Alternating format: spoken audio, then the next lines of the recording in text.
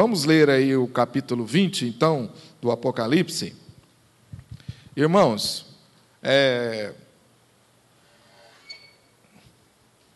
eu estou, desde o primeiro estudo, no capítulo 20, eu fiquei bem preocupado, porque esse capítulo é um dos capítulos mais difíceis do Apocalipse. Por isso, eu achei que nós deveríamos dividi-lo em duas partes. Então, nós vamos ler, eu vou fazer uma breve recapitulação do que já vimos e vou partir para a conclusão. E depois, eu vou dar um tempo para vocês perguntarem. Ok? Como a gente sempre faz, vocês têm liberdade de fazer perguntas e nós vamos tentar respondê-las. Eu só peço a vocês um pouco de paciência, porque, de repente, a pergunta que você vai fazer vai ser respondida durante o estudo. Então, guarde essa pergunta aí mais para o final, a menos que você tenha certeza que nós não vamos tratar dela nos versículos seguintes. Isso vai nos ajudar a não interromper muito a sequência das ideias. Então, vamos começar a ler aí no capítulo 20. Então vi descer do céu um anjo, tinha na mão a chave do abismo e uma grande corrente. Ele segurou o dragão, a antiga serpente, que é o diabo, Satanás, e o prendeu por 1000 anos. Lançou-o no abismo, fechou-o e pôs o selo sobre ele, para que não mais enganasse as nações, até que se completassem 1000 anos. Depois disso é necessário que ele seja solto por pouco tempo. Vi também tronos, e nestes sentaram-se aqueles aos quais foi dada a autoridade de julgar. Vi ainda a alma dos decapitados por causa do testemunho de Jesus, bem como por causa da palavra de Deus. Tantos quantos não adoraram a besta, nem tampouco a sua imagem, e não receberam a marca na fronte e na mão, e viveram e reinaram com Cristo durante 1000 anos. Os restantes dos mortos não reviveram até que se completassem os 1000 anos. Esta é a primeira ressurreição. Bem-aventurado e santo é aquele que tem parte na primeira ressurreição. Sobre esses, a segunda morte não tem autoridade. Pelo contrário, serão sacerdotes de Deus e de Cristo e reinarão com eles os 1000 anos. Quando, porém, se completarem os 1000 anos, Satanás será solto da sua prisão e sairá a seduzir as nações que há nos 4 cantos da terra, Gog e Magog, a fim de reuni-las para a peleja. O número dessas é como a areia do mar. Marcharam então pela superfície da terra e sitiaram o acampamento dos santos, e a cidade querida desceu, porém fogo dos céus e os consumiu. O diabo, o sedutor deles, foi lançado para dentro do lago de fogo e enxofre, onde já se encontram não só a besta, como também o falso profeta, e serão atormentados de dia e de noite pelos séculos dos séculos. Vi um grande trono branco, e aquele que nele se assenta, de cuja presença fugiram a terra e o céu, e não se achou lugar para eles. Vi também os mortos, os grandes e os pequenos, postos em pé diante do trono. Então se abriram livros. Ainda outro livro, o livro da vida, foi aberto, e os mortos foram julgados segundo as suas obras, conforme o que se achava escrito nos livros. Deu o mar os mortos que nele estavam. A morte e o além entregaram os mortos que neles havia. E foram julgados um por um, segundo as suas obras. Então a morte e o inferno foram lançados para dentro do lago de fogo. Esta é a segunda morte, o lago de fogo. E se alguém não foi achado inscrito no livro da vida, esse foi lançado para dentro do lago de fogo. Que Deus abençoe essa palavra. Amém, gente? Muito bom. Esse capítulo é um capítulo considerado polêmico, porque não há, na igreja evangélica, na sua totalidade, um consenso geral acerca da interpretação, sobretudo no que se diz respeito ao milênio. Vocês perceberam aí que aparece no versículo 2 a expressão 1000 anos, no versículo 3 se repete, e também no versículo 5, e algumas vezes aí, então, aparece a palavra 1000 anos, que nós chamamos de milênios. Nós temos procurado interpretar o Apocalipse aqui, entendendo que o Apocalipse é um livro simbólico. E desde o início do primeiro capítulo, os irmãos têm visto que nós temos chamado a atenção para esse aspecto. Não se pode interpretar o Apocalipse literalmente. Amém? Não se pode. O que eu quero dizer com isso? O Apocalipse fala, por exemplo, dos 4 cavalos. Nós não podemos entender cavalos animais. Isso é entender o texto literalmente, que quando fala cavalo, é cavalo mesmo, animal. Não, cavalo é símbolo de alguma coisa. Quando fala besta, o que vem à sua mente? Tanta coisa, né? Pastor, o que eu devo pensar quando fala besta? Não, é um animal feroz? Normalmente é isso que a gente pensa. Porém, o texto não pode ser entendido literalmente. Não é um animal feroz. Ele simboliza o anticristo, ele simboliza uma força de oposição à igreja. Uma força de oposição feroz. Por isso é chamado de besta. Então, quando eu digo que o Apocalipse não deve ser interpretado literalmente, é disso que eu estou falando. Seguindo essa linha de raciocínio, para ser coerente, quando fala 1000 anos, eu não posso entender 1000 vezes 365 dias. Da mesma maneira que você, olhando para o texto, você percebe no primeiro versículo aí alguns símbolos. Por exemplo, o anjo tinha na mão a chave do abismo e uma grande corrente. Se eu entendo literalmente o texto, eu vou entender que o anjo tinha uma chave, dessas que nós temos, para abrir qualquer porta, e uma corrente na mão. E devia ser uma corrente bem grossa, porque para amarrar o Satanás não podia ser uma corrente fraca. Jogou para dentro do abismo, aí a gente entende. Não, era um buraco muito profundo. Só que tudo isso, gente, é figurado. Satanás não tinha, de fato, uma chave como essa que abre uma porta e nem uma corrente na mão. Desta maneira, nós também não entendemos 1000 anos como 1000 vezes 365 dias. Então, Rafael, o que significa 1000 anos, pastor? 1000 anos significa um período de tempo. Só. Vocês vão ver em outros capítulos a expressão 3 anos e meio. Então, quer dizer, pastor, 3 anos e meio eu tenho que contar como nós contamos hoje. Não. 3 anos e meio significa um curto período de tempo. Pastor, tem no Apocalipse lá os 144 mil. O que significa isso? Significa a totalidade daqueles que vão ser salvos. Por isso um número tão grande, um número exato, 144 mil. Nós não podemos entender os 144 mil como se fosse a totalidade dos salvos. Porque senão, já imaginou? Só 144 mil salvos? Complicado, hein? Então, 1000 anos também se refere a um longo período de tempo, por isso 1000. Se fosse um período de tempo mais curto, provavelmente o Apocalipse, seguindo a mesma linha, ia se referir com números menores, como 3 anos e meio. Amém, gente? Tranquilo aí? Por isso, nós não aceitamos, por isso nós temos muita dificuldade, embora a gente não faça cavalo de batalha sobre isso, nós não entendemos aqui o 1000 anos de forma literal. Acho que alguém levantou a mão. Quem foi? Levantou, não? O Jair? Pode ser depois?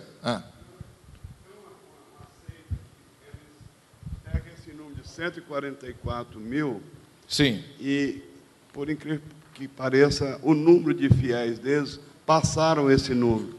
E eles pensaram, como nós vamos fazer agora? Certo. Então, eles marcaram que era 144 que ia ser salvos na mente deles. E o número de fiéis deles ultrapassaram esse número. Está aí. É muito complicado isso, né? Nós falamos isso nos estudos anteriores, eu não quero me deter muito nisso, mas essa é um exemplo de que a interpretação literal do Apocalipse não funciona. Tá certo? Agora, o que significa milênio? Gente, vocês me perdoem, eu sei que tem muita gente que está participando hoje dos estudos, mas eu não posso demorar muito, porque senão eu vou ter que repetir o estudo e nós não vamos conseguir concluir de novo. Então, o que significa o milênio, então, pastor? Esse período de tempo. O milênio significa um período de tempo que vai desde a primeira vinda de Cristo até a segunda vinda de Cristo. Então, presta atenção. Imagine na sua cabeça aí uma linha do tempo. Acompanhe aqui, ó, uma linha do tempo. Cristo nasceu. Começa o milênio. Segunda vinda de Cristo, final, consumação de todas as coisas, termina o milênio. Então, o milênio se refere a um período que vai desde a primeira vinda até a... Obviamente, logicamente, ele tem que entender, então, que as cenas descritas aqui, elas não são só cenas referentes ao segunda vinda, mas são cenas que vão desde a primeira até a segunda vinda. Os irmãos estão comigo até aí, tranquilo? Então, pastor, quer dizer que o Apocalipse não fala apenas dos eventos que vão marcar a segunda vinda lá, os eventos finais? Não, irmão. Ele fala dos eventos desde a primeira até a segunda vinda de Cristo. É um longo período de tempo. E aí nós vamos ver aí, basicamente, quatro quadros que são apresentados aí nesse período. Tem aí a imagem para a gente, Carlos? Eu acho que ela está... Isto, muito obrigado. Ali, 4 quadros, ou 4 cenas que compõem e que aparecem em todo esse período. Primeira cena, a prisão de Satanás. Se você olhar aí o texto, você vai ver que é do versículo 1 até o versículo 6. Reinado dos salvos com Cristo. Você vai ver aí que é o versículo 11 até o versículo 15. Derrota final de Satanás. Você vai ver aí do versículo 7 ao versículo 10, e você vai ver isso também no versículo 13 a 15, e, finalmente, o juízo final, que você vai ver aí nos últimos versículos do capítulo, que é o 11 até o 15. Então, basicamente, essas 4 cenas são descritas para nós aí, nesse período que nós compreendemos como milênio, que vai da primeira até a segunda vinda de Cristo. Versículo 1 ao versículo 3 fala da prisão de Satanás. Diz o texto aí que o anjo desce do céu e traz na sua mão a chave do abismo e uma grande corrente. Ele segura o dragão, a antiga serpente. E você lembra do quê quando fala antiga serpente? O que vem à sua mente? Jardim do Éden. Então ele segura a segunda serpente, que é o quê? Diz o texto aí. Bíblia aberta aí, gente, para vocês responderem, hein? É um olho ali e um olho na Bíblia. O que é a antiga serpente que está aí no texto? Pode ler aí, versículo 2. Diabo e o que mais? Satanás, gente. Está aí escrito no texto. Só me responder aí, ler e responder. As perguntas são fáceis. Eu quero que vocês participem para ficar gravado. Então, o Apocalipse está dando informação aqui que o inimigo é o mesmo desde o começo até o fim. Não mudou, não. A antiga serpente lá do Éden é a mesma que agora está sendo presa, está sendo amarrada, que na Bíblia às vezes aparece o nome diabo, às vezes aparece Satanás, que alguns chamam hoje nos nossos dias de coisa ruim, né? E por aí afora. O nome não importa muito, importante você entender a sua natureza adversária desde o começo até o fim. O que significa a prisão de Satanás? João vê que o anjo tem a chave do abismo e uma grande corrente, e diz que Satanás foi preso por 1000 anos. Ele fechou no abismo até se completarem 1000 anos. Isso tudo é um simbolismo. Um espírito não pode ser amarrado com corrente. Vocês já viram aí cenas, e às vezes já até participaram, de cenas de alguém expulsando demônio, dizendo: Senhor, amarra esse demônio. Já viram isso? Então você entende que isso é simbólico. Porque o espírito nunca pode ser amarrado com corrente nenhuma. Ele é espírito, como é que ele pode ser amarrado? Então, o que significa isso, pastor? Significa que a sua autoridade e o seu poder estão sendo o quê? Restringidos. Ok? Quando fala que o anjo tem a chave do abismo, uma grande corrente que ele prende Satanás, significa que ele delimita a ação e o poder de Satanás e restringe o poder de Satanás. Está certo? Vocês estão entendendo, amém? Que isso aqui, esse amarrar aqui é um delimitar. Até porque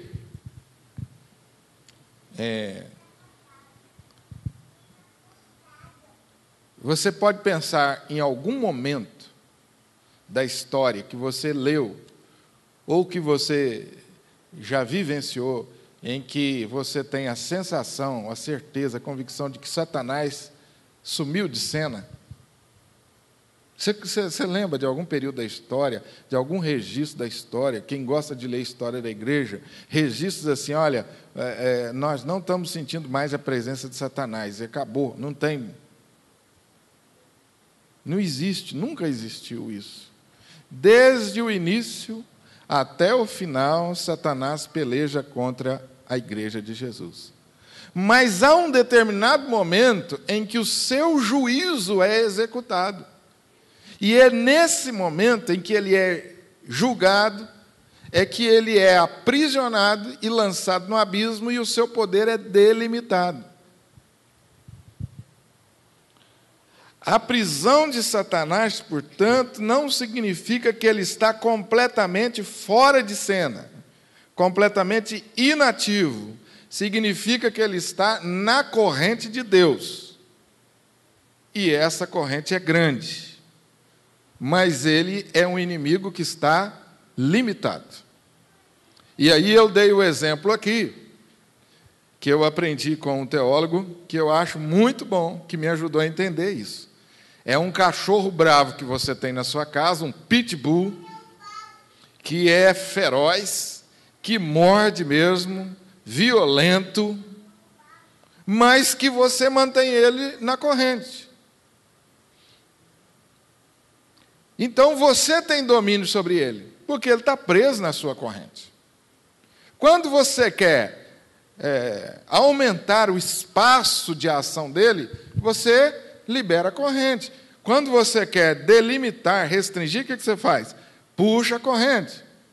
Agora, mesmo que a corrente esteja curta, quando chega alguém na sua casa, o que você faz?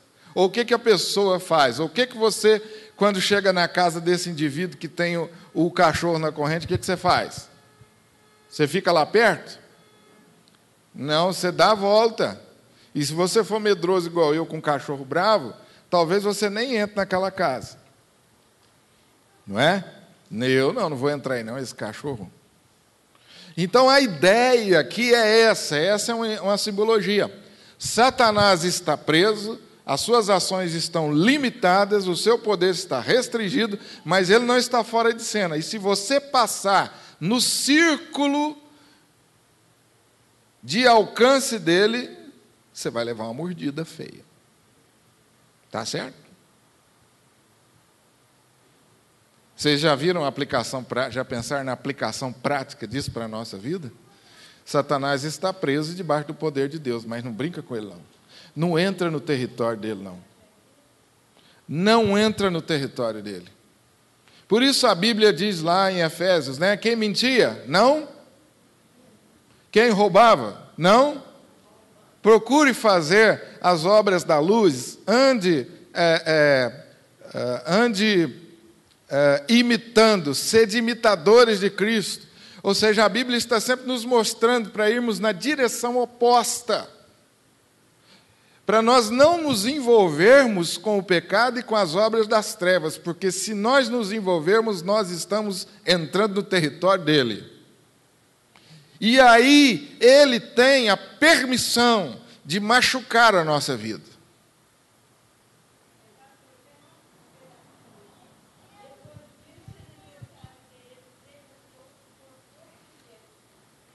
Sim, vamos chegar lá. Já vamos explicar isso. Não, vamos explicar isso. Vamos explicar isso. Está certo, então? Os irmãos entenderam, amém? O que significa aí esse aí? Ah, pastor, quer dizer que ele está solto, que ele está preso, então nós estamos tranquilos. Não, não estamos tranquilos, não. Por isso que nós temos que estar sempre vigiantes. Vigiai e orai, para que não entreis, hein? E a Bíblia diz que ele anda ao nosso redor como um leão, esperando. Se você passar perto de onde está a corrente dele,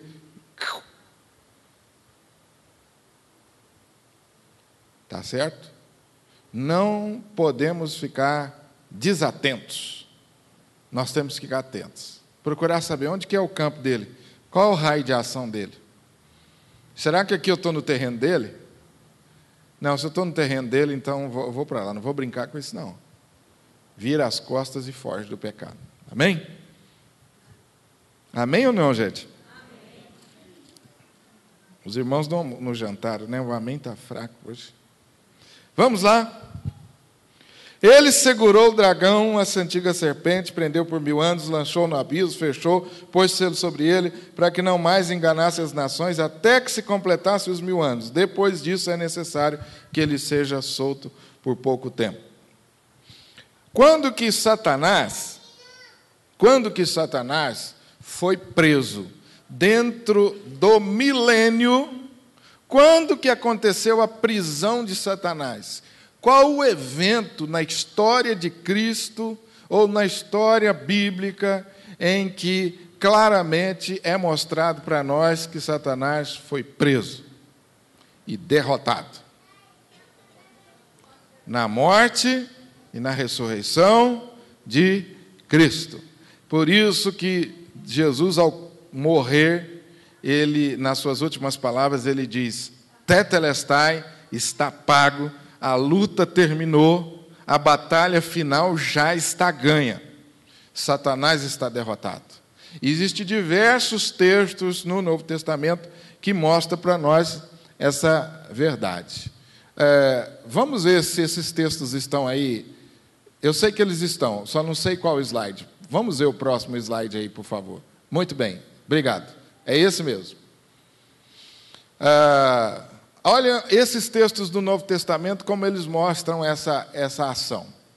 Mateus 12, 29 diz: como pode alguém entrar na casa do valente, roubar-lhe os bens, sem primeiro amarrá-lo? E então lhe saqueará a casa. Está se referindo a Jesus entrar, dominar, entre aspas, o valente e saquear os bens. Quem são os bens que ele acha que são dele?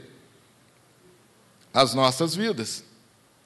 É por isso que Colossenses fala que ele nos transportou do reino e nos trouxe para o Filho do seu amor. Quando a igreja evangeliza, a igreja se une a Cristo nessa obra de salvação, e domingo pela manhã nós falamos sobre isso, né? Deus está agindo e quer que nós nos unamos a Ele nessas ações. E quando Deus está salvando pessoas, Ele está saqueando o inferno.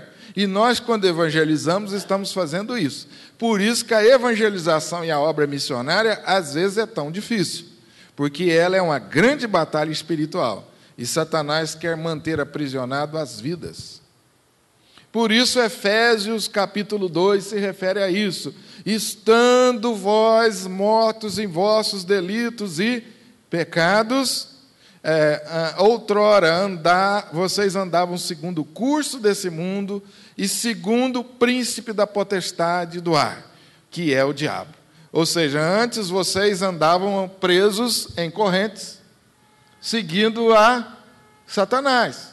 A ideia é de um general que mantém os seus escravos cativos em correntes. E então esse general vai à frente e os seus conquistados vão atrás, acorrentados. Essa é a ideia. Onde o general vai, a gente vai. Entre aspas, aí, esse general aí é Satanás, que mantém as vidas aprisionadas no pecado, fazendo a sua vontade e os seus desejos. Mas aí vem outro general mais forte. Vem e domina ele. E faz o quê? Liberta os escravos e diz assim: esses escravos agora são meus por direito, eu os conquistei. Aí ele pega e quebra as correntes que nos aprisionam a Satanás e liberta essas vidas. E aí nós mudamos de senhor, nós mudamos de general. Nós continuamos como escravos, mas agora nós servimos a outro senhor. Por isso que Paulo se considerava escravo, prisioneiro do Senhor. Você fala: pastor, nós fomos livres, agora nós podemos fazer o que quiser. Calma aí, nós somos livres para servir a Cristo. Ele nos comprou com o seu sangue. E, portanto, você não pode fazer o que você quer e nem é dono da sua vida, porque você agora pertence ao Senhor. Por direito legal, a minha vida e a sua vida pertencem a Ele. Por que direito legal? Porque Ele batalhou, Ele conquistou as nossas vidas no mundo espiritual. Amém, gente? É muito importante a gente aprender isso como igreja na obra de evangelização. Essa libertação que acontece, muitas vezes, ela não é fácil. Por isso a palavra de Deus é pregada, a gente ora, porque aquela vida está num processo de libertação. Ele está se desprendendo das coisas malignas e o diabo está segurando ele, para que ele não se solte. Mas aí nós vamos com a palavra de Deus e pregamos, e a palavra é que liberta. Muito bem. O texto diz aí, então, no versículo 3, que ele é solto por pouco tempo.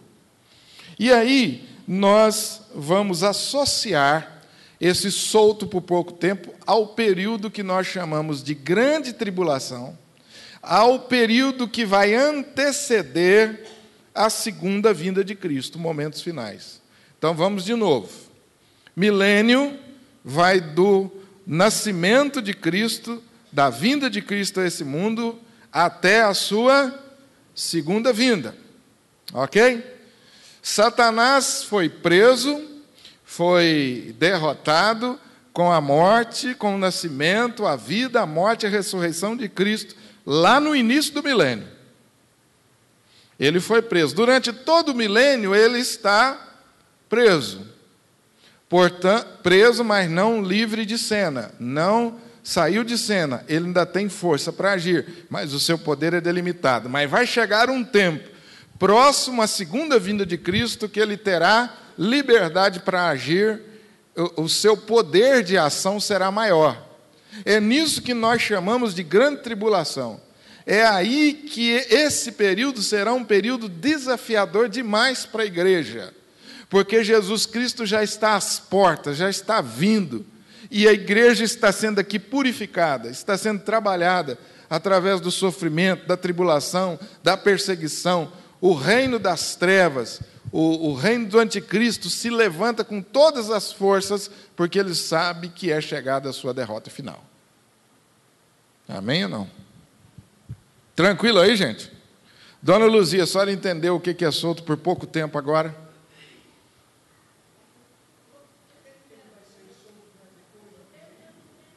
Não, ele vai ser solto no final do milênio. Final do milênio antes que antecede a vinda de Cristo. Logo em seguida a vinda de Cristo. Tá? Ok, gente? Quando será esse tempo? Não sei. A Bíblia não fala quanto tempo. Mas a Bíblia diz lá, através de Jesus, que esse tempo será abreviado. Lembra lá do discurso de Jesus, lá em Mateus 24, 25? Que eu vou abreviar esses dias por causa dos meus eleitos, dos meus escolhidos. E ele diz que esse tempo será um tempo de tanta manifestação do diabo, que, se possível fosse, ele enganaria até os escolhidos. Ele vai fazer sinais e prodígios. Mas Cristo, na sua graça e misericórdia, abrevia esse tempo, guarda e protege a igreja para esse encontro glorioso com Jesus. Tranquilo aí, gente? Vamos para frente.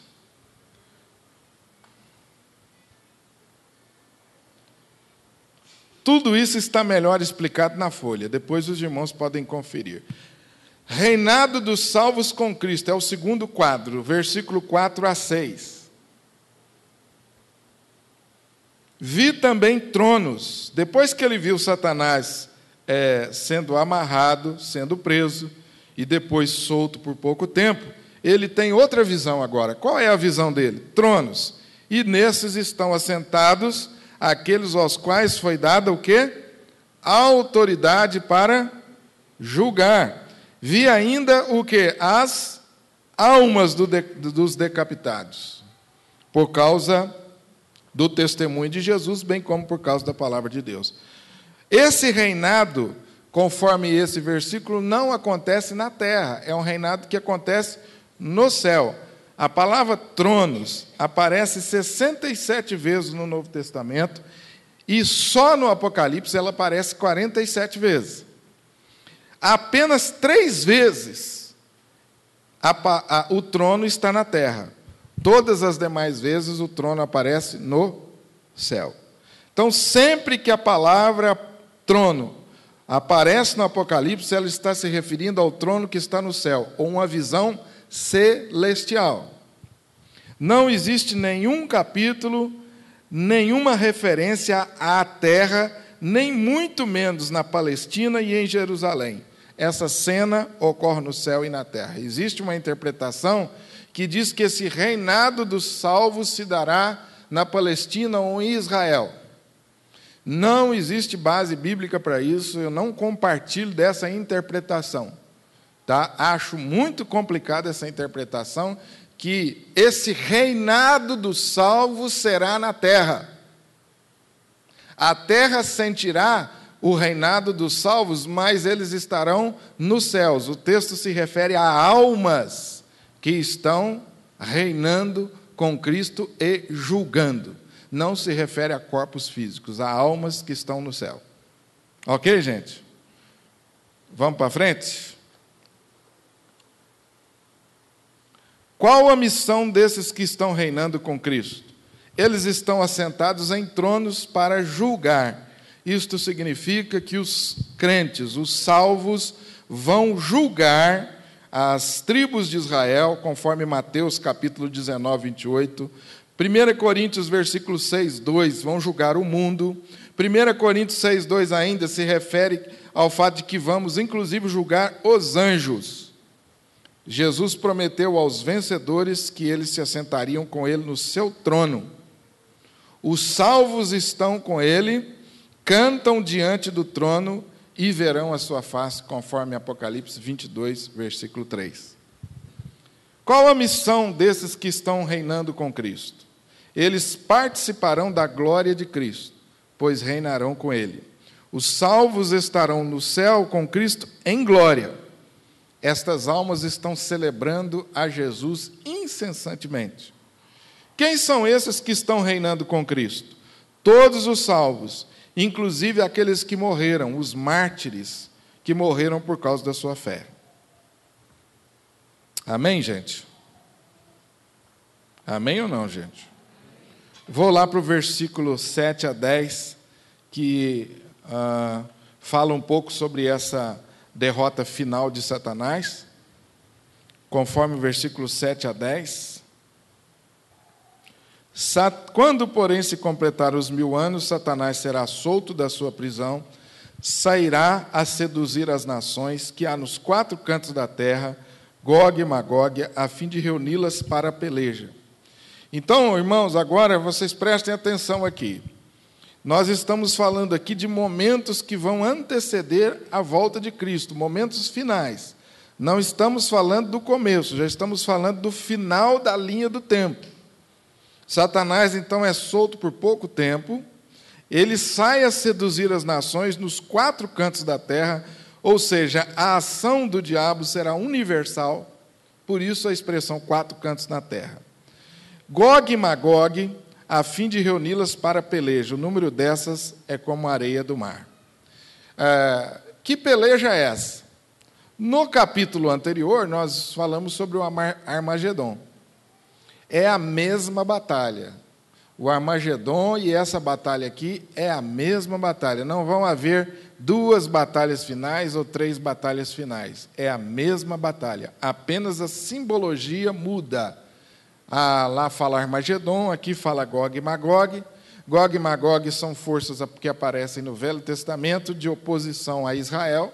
E aqui elas são tomadas nessa simbologia de forças que estão se opondo à igreja no final.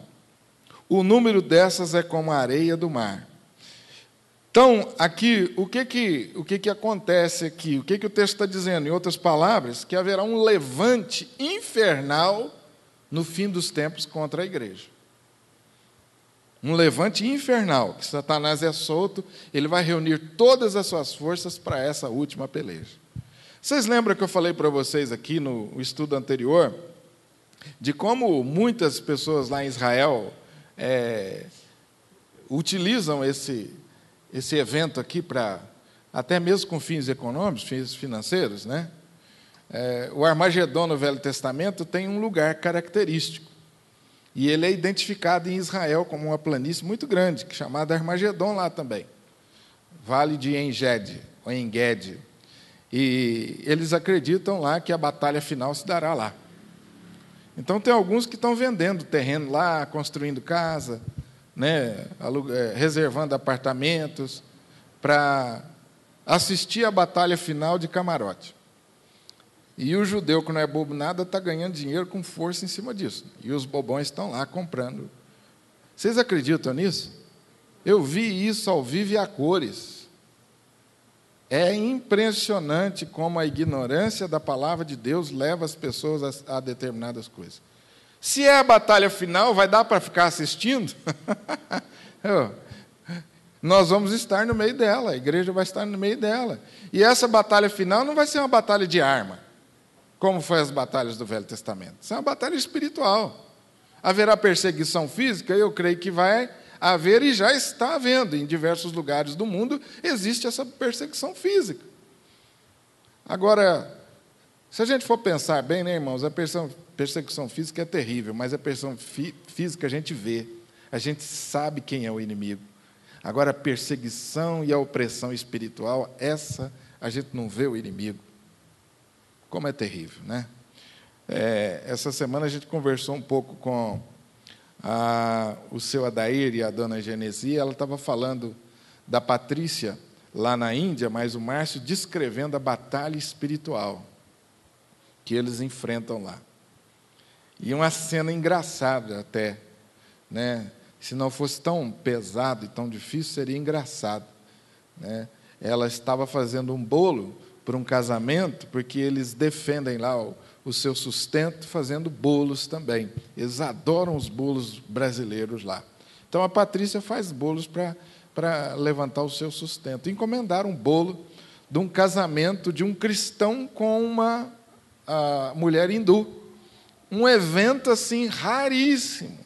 A família daquela moça hindu, com muito custo, concordou naquele casamento. Então, uma coisa assim inédita quase.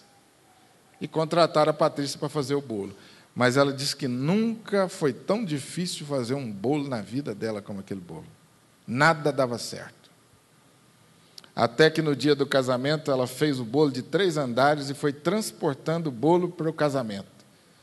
E antes de chegar no lugar, eles bateram o carro, alguém bateu no carro deles, alguém fez um cruzamento lá, na verdade não chegou a bater, o Márcio teve que frear o carro, e imagina o que aconteceu com o bolo, né? Uma parte do bolo estava no colo do menino, e espatifou no peito dele, uma parte caiu no chão, e virou aquela meleca pura, aquele bolo. E a Patrícia, aos prantos, porque o povo estava esperando o bolo para o casamento, né? Mas aí é tão interessante que o Márcio pediu ajuda para alguém, comprar algumas coisas lá, juntar os pedaços que sobraram, e o pessoal do casamento falou, não, nós vamos distribuir o bolo desse jeito mesmo. E distribuíram os bolos todos espatifados, diz que o povo comia o bolo de colher. Incrível, né? Mas ela estava me contando isso, contando para a gente, né? Daniel Belosi, acho que estavam também, já tinham chegado, né? Eu e Jaqueline, conversando com eles. Ela estava contando isso para dizer como que essa ideia de batalha espiritual, em alguns lugares, ela é tão clara, tão visível. E a Patrícia disse para ela assim, mamãe, no Brasil o diabo passeia, aqui ele mora. Então, a gente batalha espiritual aqui no Brasil, tranquilo. Nesses lugares, o que é isso aí, meu irmão? É o Armagedon lá. É o Armagedon. Essa foto ela é atual? Você pegou lá, ela é interessante lá. Dizem que a batalha final vai se dar aí, irmãos, mas tudo isso é figurado, é lógico. Ok, obrigado, viu, Carlos? Irmãos, então, quando nós falamos aqui em batalha final, nós não vamos nos iludir achando que isso aqui é uma coisa fácil de identificar. Não é fácil de identificar. Haverá um levante infernal, a igreja vai ser provada, nós seremos provados. Pois não, meu irmão? Esse período de Apocalipse 20, sim. Cristo já levou a igreja ou não? Não, ainda não levou a igreja. Porque até aqui, o estudo de Apocalipse, quem mais está aproximando é você. Mas eu já tive vários estudos sobre o livro de Apocalipse, Certo. é a coisa mais difícil de entender, né? Sem dúvida. Inclusive, eu estou dizendo isso porque eu tive um estudo com o pastor Batista sobre escatologia. Certo. Então ele disse que na vinda de Cristo, está na Bíblia, só Certo. aparecerá a lua não dará sua luz, os três regiões do céu, o poder do céu será abalada, Certo. aparecerá nos ares o Filho do Homem, com poder e muita glória, ajuntando o seu escolhido de uma outra extremidade da terra. Certo. E aí, naquele dia, os vivos serão transformados num abrir e fechar de olhos. Certo. Os mortos em Cristo vão ressuscitar. Certo. Isso. Então ele dizia assim, e aí é que vai passar os 1000 anos. Os 1000 anos não é esse que você está falando, não. Aham. Ele falava que era o nosso 1000 anos. Entendi.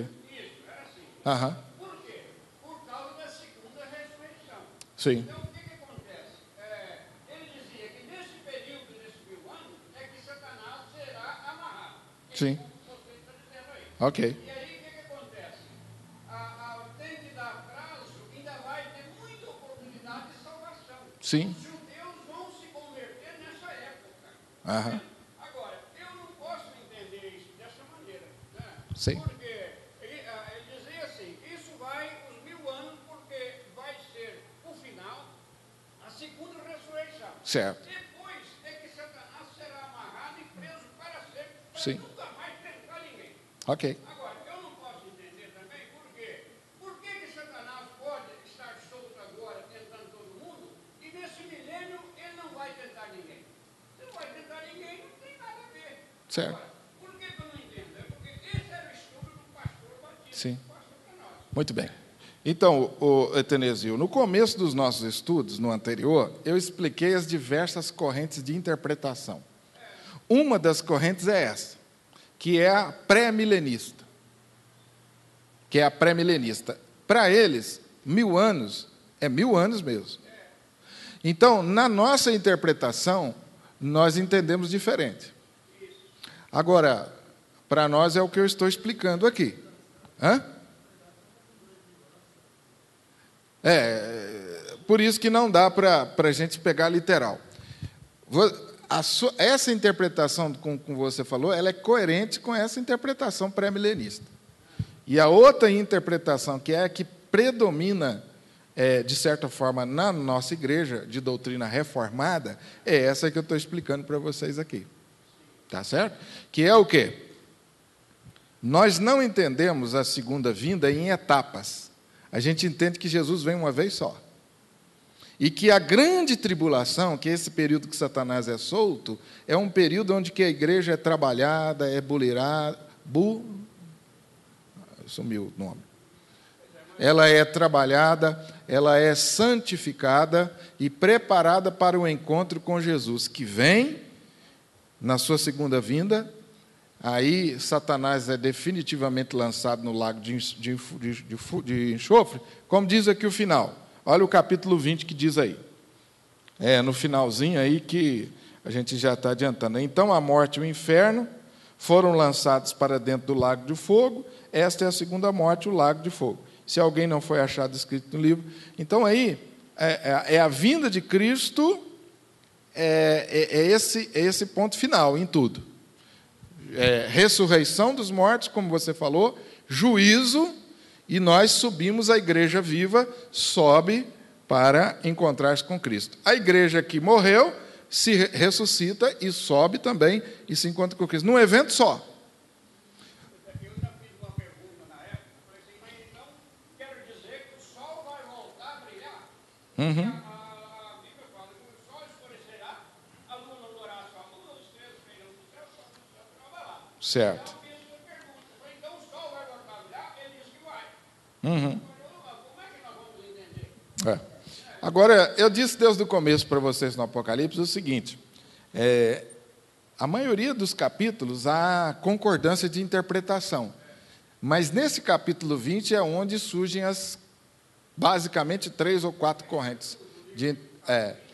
Então, aí vocês têm que entender o seguinte, irmãos, existem coisas na interpretação bíblica que nós podemos discordar, existem coisas que nós não podemos discordar, certo? Por exemplo, se alguém falar assim para você na interpretação bíblica, eu acho que Jesus vai voltar, mas não vai ter esse negócio de juízo, não, e quem foi salvo vai com ele, e quem morreu vai ficar aí dormindo, aniquilado, vai morrer, o corpo vai sumir, vai ser exterminado da terra. Opa! A Bíblia diz que não é assim. A Bíblia sempre diz, lá no Novo Testamento, a existência de céu e a existência de inferno. Embora a gente não goste muito de falar nesse assunto, mas ele é bíblico. Se deu a volta de Cristo Jesus e nós não estivermos na fé em Cristo Jesus, meu irmão, nosso destino é inferno. Isso é bíblico. Jesus deixou isso claro. Então, essa corrente de interpretação, irmão, nós não andamos com ela. Outra corrente de interpretação, esse negócio da vinda de Jesus é tudo figurado, né? Na verdade, todo mundo será salvo. Jesus é bom, Jesus é amor. Como que ele vai poder mandar alguém para o inferno? Existe uma corrente de interpretação assim, que é chamada universalismo. Todos serão salvos no final. Isso não tem apoio na palavra. Com essa doutrina, nós não caminhamos. Agora, com o pré-milenista, que é essa corrente que você falou, com o pós-milenista, com a milenista, que é a corrente que nós defendemos, essa a gente caminha junto. Por quê? Ela não nega as coisas básicas da salvação, as coisas principais da salvação. Está certo isso, gente? Desde o começo eu tenho batido nessa tecla com os irmãos. Para estudar o Apocalipse, a gente precisa de maturidade. Ou durante o processo a gente amadurece. Por causa disso. Porque tem coisas aqui, irmãos, que só lá no céu para a gente saber, viu? Não tem jeito. E eu disse para vocês desde o começo, tem coisa aqui que a gente não vai passar daqui. Que a nossa mente é assim, né? Se deixar, ela vai longe. Então você segura a imaginação e fica só até aqui, porque a partir daí é perigoso você entrar num campo da imaginação e sair da palavra. Tá certo? Então, desde o começo. Agora, por que muita gente não estuda o Apocalipse na igreja? Por causa disso. Eu disse isso para vocês desde o começo. Então, tem muita gente que lê a Bíblia só até o 3º João. Né? Aí não, até Judas, 3º João e Judas. Aí passou daí, pastor, Apocalipse, esse livro não é para nós, não. Então, mas aí é o que eu falo para vocês, irmãos. Por causa disso, nós vamos deixar de estudar? Não, não vamos, não. Só que tem que ter maturidade para entender que tem algumas coisas aqui que você vai encontrar. Se você colocar no Google aí, coloca no Google lá na sua casa. Aliás, não coloca, não. Coloca lá no Google, milênio. Não faça isso. Mas se você colocar, você vai ver tanta bobagem, tanta loucura. Se você for na livraria comprar livro, meu Deus do céu. E a corrente dos numerólogos, que quer adivinhar direitinho através dos números. Muitos livros escritos. Aí vai somar, né? Meia, com 7, com 14, diminui, e pá. Então vai dar um número tal, que é isso e aquilo. Então, essa é outra corrente. Então, você vai ficar louco se você for dar ouvido a tudo quanto é e for vendo esses vídeos no YouTube aí. Cuidado com essas correntes que estão divulgando aí. Tem gente maluco na internet. Não tem responsabilidade com o que está se divulgando aí na internet. Ele põe qualquer coisa. Ele não é pastor, ele não tem crente, ele não tem ovelha, ele põe lá. E muita gente, às vezes, por não conhecer a Bíblia, vai engolindo isso, irmão. Irmãos, isso é sério. Quando eu fui com a caravana, eu e Jaqueline fomos para a conferência em Israel, na caravana, o pastor estava explicando, falou, olha, deixa eu explicar uma coisa para vocês tomem muito cuidado, porque tem muita gente que chega aqui em Israel, começa a andar pelas ruas de Israel e, de repente, começa a ficar maluco. E já tem gente que não voltou para casa. Por quê? Ele arruma uma mochila, coloca as roupas na mochila e fala assim, eu vou andar por onde Jesus andou. E esquece da família, esquece do mundo. O cara entra numa paranoia total. Por causa daquele ambiente que diz que Jesus pisou aqui, Jesus foi enterrado aqui, e Jesus pegou nisso aqui, aí a pessoa pega aquilo, abraça, senta, chora, Monte das Oliveiras, a pessoa fica lá, né, imaginando, viajando, quando ele percebeu, ele já está meio atrapalhado das ideias. Entenderam? Isso é muito sério. Você ficar olhando na internet aí essas 1000 interpretações, cuidado, que tem gente que divulga coisa aí que não tem apoio bíblico e não tem responsabilidade nenhuma. Pois não.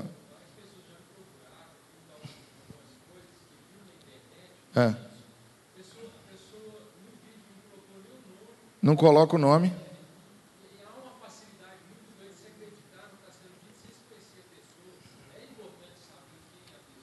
Meu Deus. Meu Deus. Então, e outra coisa, livro. Eu já pedi a vocês, quando vocês comprarem livro sobre esse assunto, vocês me telefonem e perguntam, pastor, esse autor é bom? Porque o que vocês imaginarem, eu já li. Eu sei do que tem aí. Então, para você não gastar seu dinheiro à toa, se você me ligar, eu vou te explicar para você o que é esse autor, o que ele pensa, o que ele fala. Não dá, gente. Não dá. Essa interpretação que eu estou passando para vocês, e essa interpretação do Etenesio aqui também é boa, embora não seja que nós compartilhamos, é boa, porque ela não nega os pontos básicos. Mas ela tem algumas perguntas que eu também tenho, como você tem. Né? Eu também tenho. Por isso que eu prefiro essa. Aí, se você falar, pastor, essa interpretação que você passa para nós, não tem nenhuma dúvida. Tem. Não tem nenhuma interpretação que vai te responder todas as suas perguntas, não. Nenhuma. Agora, gente, em suma, o que nós temos que guardar de tudo isso? Jesus Cristo vai voltar. E vai haver um tete-a-tete. Tem alguma dúvida disso? Jesus falou que vai haver um dia que ele vai romper as nuvens, todo olho verá, e aí então nós seremos declarados, ou nós vamos para o lado direito, ou nós vamos para o lado esquerdo, ou nós vamos estar junto com as ovelhas, ou nós vamos estar junto com os cabritos. E Jesus é muito claro, falou, olha, vocês vão estar junto do lado esquerdo com os cabritos, por quê? Eu estava preso, vocês não me visitaram, não é isso? Ele deixa claro os critérios, ele deixa claro. Então, A despeito de todas essas coisas aqui, o que nós temos frisado desde o começo? A igreja selada por Jesus, ela passará pela grande tribulação e ela vai subir com Jesus definitivamente no céu. Ponto final. Ah, pastor, esse negócio de grande tribulação me dá um frio na barriga, Satanás ser solto, que confusão, eu quero ter morrido nessa época para não passar por isso.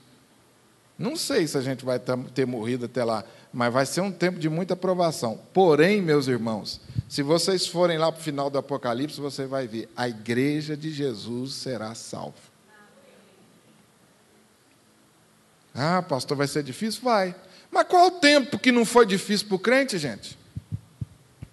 Paulo diz que todo aquele que quiser viver piedosamente em Cristo sofrerá perseguição. Qual o tempo que não foi? Agora, haverá um tempo em que esse levante vai ser universal. Mas agora, gente, olha que coisa maravilhosa. Jesus disse que o evangelho será pregado por testemunha a todas as nações, e então virá o fim, ele é claro. Ao mesmo tempo que Satanás está esperneando e dando os seus últimos golpes, o evangelho está sendo pregado, a obra missionária crescendo. Olha que paradoxo o final. Os crentes verdadeiros, gente, vão se despertar, vai haver um avivamento, porque a obra missionária vai avançar com força. Por um lado, a igreja sendo provada, mas por outro lado, ela crescendo. E aí você lembra de Atos capítulo 2 em diante, quando a igreja, o Pentecoste veio, desceu o Espírito Santo, veio Atos capítulo 3, e daí em diante perseguição. E quando veio a perseguição, o que aconteceu? A igreja esparramou para todo lugar.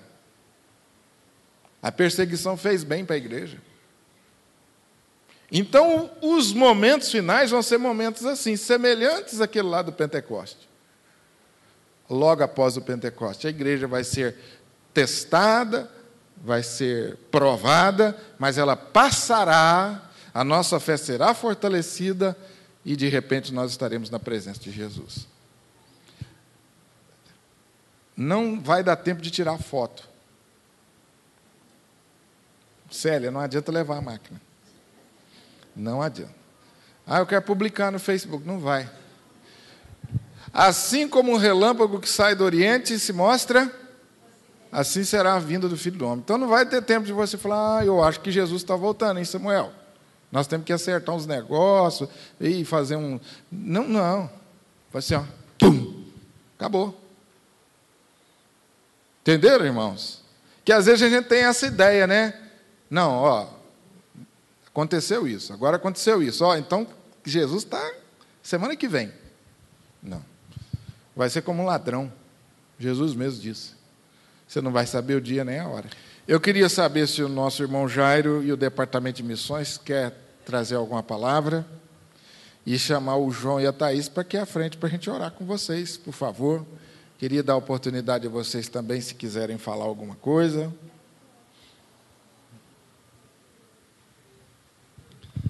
Boa noite, irmãos. No terceiro domingo desse mês, nós estaremos apresentando à igreja todos os missionários que a igreja tem assim apoiado no seu trabalho para 2014. A Lália vai estar apresentando a vocês e vocês vão ter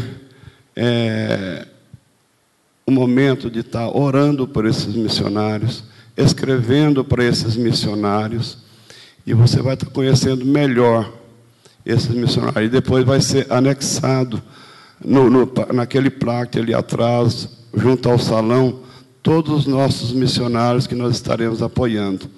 Então você vai ter essa oportunidade de conhecer melhor os nossos missionários que nós temos dirigido assim mais perto com eles.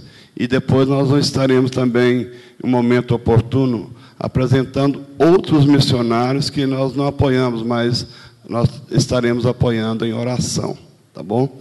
O João e a Thaís vai estar indo para Pontalina, né? E vai estar ali ter um tempo de treinamento para depois ir para Moçambique. E a nossa igreja está apoiando em oração, está levando eles e apoiando financeiramente também. E é um prazer muito grande, viu, João, nós estarmos junto com vocês nessa etapa de vocês ali levando a palavra de Deus. Eu não sei, todos trouxeram um pratinho de alimento, um salgadinho, alguma coisa. Quem trouxe o pedido que foi feito? Depois nós iremos para o salão para estar compartilhando esse momento também com os nossos irmãos. Eu passo a palavra aqui ao João, mas a Thaís, depois eu quero chamar aqui a Lália para estar orando pelo João. A Lália faz parte da equipe de missões. Os presbíteros também estão vindo aqui, para quem está colocando a mão e orando pelo João e a Thaís, seu filho. Está correndo aí. Bem, não temos muito o que falar, apenas agradecer à igreja, o apoio, à família estendida. E como converso muito com a Thaís, no mais Deus sempre faz isso. Quando a gente se sente em casa, está na hora de ir. Então, acho que não será diferente em Pontalina, não será diferente em Moçambique. Creio que Deus, pelo menos na nossa vida, não nos chamou para se sentir tão à vontade em casa. E nos colocamos à disposição dEle, fazemos o que Ele manda. E servo é isso. Servo que está disposto a servir ao Pai, simplesmente obedece às ordens e as cumpre da melhor forma possível. Agradecemos toda a igreja, todo o carinho, tá? Todo o abraço, todo o sentimento familiar. Acho que isso, Pontalina vai ser uma extensão e logo mais Moçambique vai ser uma outra extensão, o qual aguardamos todos vocês. Ela não vai falar, eu conheço. Eu chamo aqui todos os presbíteros presentes e a Lália para estar orando aqui por nós nesse momento. Nós temos um casal missionário aqui também que está nos visitando, que é a Miriam mais o esposo. Eu gostaria que vocês estivessem vindo aqui também para receber esse momento de oração. Tá, Miriam?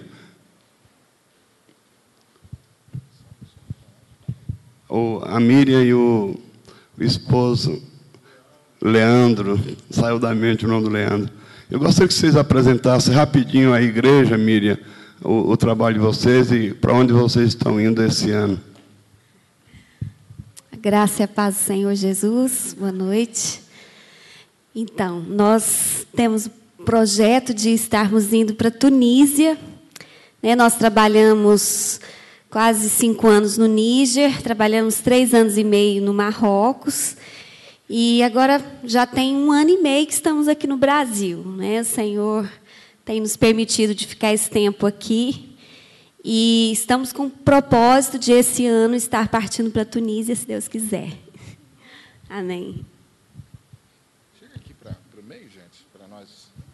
Vamos ficar de pé, gente? Vamos estender as mãos aqui. Fica aqui no meio, irmãos, fica mais fácil. Pode ficar aqui também, se unir, gente. Vocês fazem parte também dessa... Estenda sua mão aqui para frente e vamos despedir, em nome de Jesus, esses irmãos. Isso. Quem vai orar, João? Senhor Deus, obrigada, Pai, porque nessa noite nós podemos estar aqui, Senhor, para aprender do Senhor, para ouvir aquilo que o Senhor tem para nós, para os nossos corações, Pai. Nessa noite em especial, nós queremos colocar diante do Teu trono, Pai, a vida da Thaís e do João, Senhor. Eu quero te pedir agora, Pai, para que desde já nós sabemos que o Senhor tem preparado, que o Senhor tem falado ao coração deles e que cada passo deles o Senhor já preparou, o Senhor já planejou, Pai. E nós queremos te pedir para que o Senhor coloque Tuas mãos sobre a vida deles, Pai, para que tudo aquilo que vem acontecer a partir de agora continue sendo guiado pelo Teu Espírito, Pai. Senhor, eu quero te agradecer, Pai, porque pela vida deles, Pai, pela vida deles que se dispuseram a fazer a Tua vontade, a seguir o Teu mandamento, Pai, a seguir aquilo que o Senhor nos ordenou, que é falar do Senhor para todas as nações, falar do Senhor àqueles que não Te conhecem, Pai.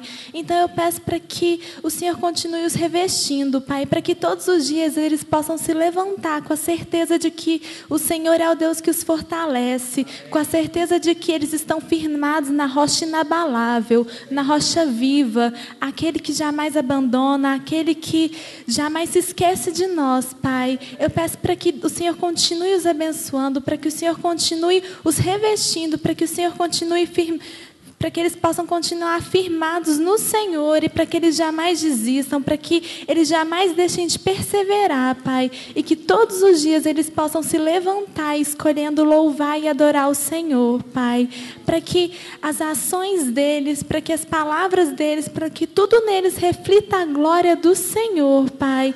Abençoa não só eles, mas todos aqueles que se dispõem a fazer a Tua obra, Pai. Senhor, desde cada um de nós que falamos do Senhor ao nosso vizinho, o Senhor é um amigo, até aqueles que saem de sua pátria, Pai, que abandonam família, tudo para falar do Senhor, Pai. Continua nos fortalecendo para que nós possamos fazer a Tua obra, Pai. Em nome de Jesus, amém. Amém.